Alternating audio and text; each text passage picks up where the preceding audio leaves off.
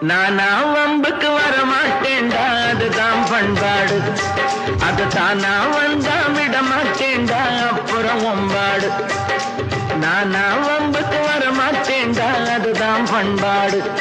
அது தானா வந்தா விட மாட்டேன்டா, அப்புறம் ஒம்பாடு. பார்த்தா